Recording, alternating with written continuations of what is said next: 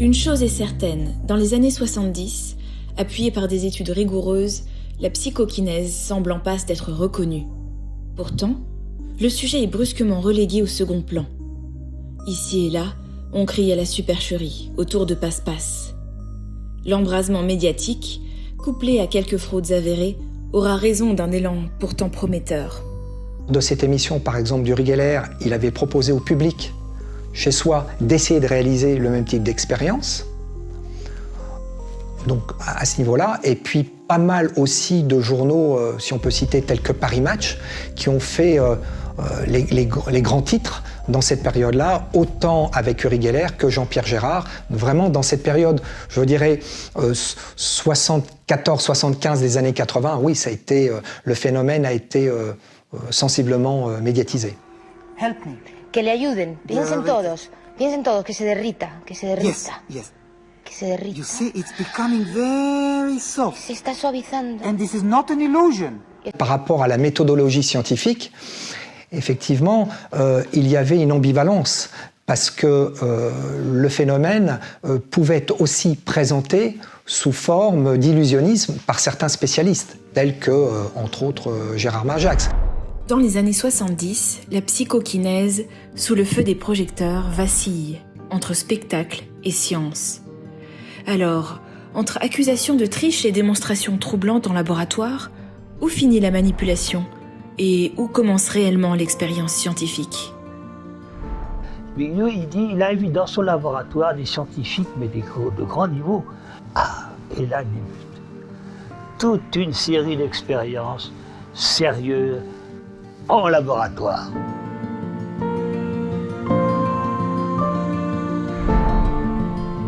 Ce qui était intéressant aussi, et qu'on ne cite pas, c'est qu'aussi un certain nombre d'illusionnistes ont validé, tels que François Ranqui, pour le citer, qui a expérimenté avec moi-même et avec Jean-Pierre Gérard, ont validé des expériences de télékinésie, de psychokinèse. Au niveau du travail qui a été fait par ces illusionnistes, entre autres par François Ranqui, il avait créé lui-même un comité composé de nombreuses illusionnistes, et on faisait souvent appel à lui dans le cadre de ce comité, effectivement, pour vérifier le plus objectivement possible auprès des scientifiques s'il n'y avait pas de trucage ou de manipulation.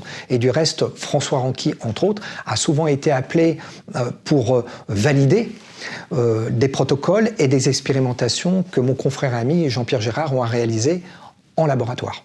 Parmi les médiums qui collaborent avec les milieux scientifiques, Jean-Pierre Girard réalise sous contrôle rigoureux et en marge de toute exploitation commerciale au music hall des expériences sur la torsion des barres métalliques qui ont suscité le plus grand intérêt chez les chercheurs métallurgistes de la société Péchinet. Contrairement à Uri Geller, le célèbre torsionnaire de petites cuillères dont les démonstrations sont discréditées par les scientifiques, Jean-Pierre Girard s'est prêté à des examens en laboratoire, en présence d'huissiers et aussi d'illusionnistes professionnels qui ne contestent pas l'authenticité des phénomènes. Ils sont très au niveau scientifique, hein. Ne l'oublions jamais. Donc dans ce contexte, fouillavant, en rentrant dans un laboratoire, fouillavant, hein. Même si ça faisait 6 fois, 10 fois que nous nous voyions, fouillavant. Ensuite, assis derrière une table, souvent en verre, donc on voit en dessous, miroir derrière moi, caméra qui filme en permanence sous divers angles, pour éviter tout trucage. Et au début, on confie uniquement des courbures de barres. Mais les scientifiques se sont dit, attention, ils ont relié ces barreaux à des jauges tensométriques qu'on appelle. Et ces jauges étaient reliées à un oscillographe. C'est-à-dire que le moindre mouvement, par exemple musculaire, qui ne servait à rien sur des barreaux tâtons, eh bien, aurait été enregistré sur l'oscillographe. Et ce qu'ils ont constaté, Girard tient d'une main, il passe la main au-dessus, et que quand la barre se courbe, l'oscillographe, dans beaucoup de cas, restait silencieux. On a voulu voir s'il y avait une chaleur. Par exemple, tout mouvement mécanique physique intérieur à un matériau, avec des thermocoupes très sensibles, permet d'analyser s'il y a une petite variation de chaleur. Là, c'est le contraire. Vous avez une température qui a plutôt tendance à baisser quand le matériau se courbe. Donc on est loin là d'une physique classique. Alors je vais continuer, bien sûr, il y a eu d'autres expériences. Et nous avons un témoignage qu'on peut voir sur une vidéo d'ailleurs, de scientifiques sur l'émission en prime time sur TF1. Quand nous avons fait venir Jean-Pierre, nous avons fait une coulée spéciale, et Jean-Pierre, la main simplement dessus, en quelques minutes, à 3 reprises, nous avons vu le barreau se courber devant nous. Nous n'en croyons pas nos yeux. Mais il dit, mais à la limite, on n'était pas encore convaincus. Peut-être qu'il avait un truc. Il le dit exprès, en clin d'œil, parce qu'il dit, du jour où nous avons été convaincus, c'est que Jean-Pierre, sous tube scellé, a changé la structure des matériaux, sans déformation extérieure. Mais l'intérieur était changé. Il faut savoir que toutes ces expériences ont été faites dans un cadre de l'État français. Ce n'est pas des expériences privées.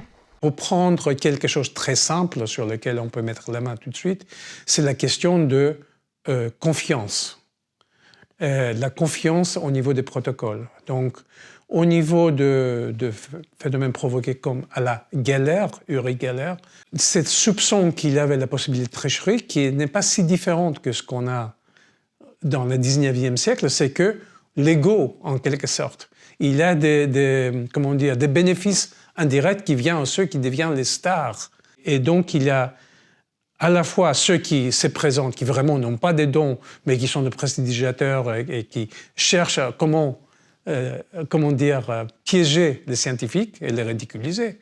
Soit il y a ceux qui, peut-être un mélange de capacités, mais aussi ils ont certaines compétences au niveau de prestidigitation, et donc ils vont partir sur une sorte de mise en scène qui mélange cet aspect normal, psychologique, très déclenché par des trucages, etc., mais parfois avec des événements réels.